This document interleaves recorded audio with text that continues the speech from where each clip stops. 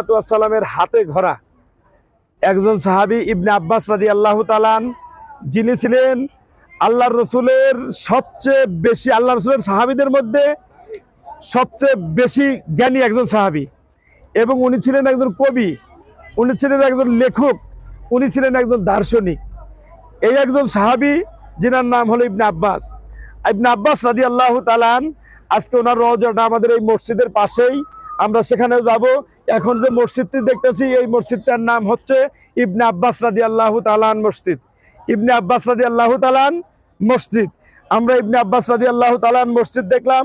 আসুন আমরা আব্বাস রাদিয়াল্লাহু তাআলার রওজা মোবারক দেখি, তার ওই মক্তব ইবনে আব্বাস মক্তব দেখাবো।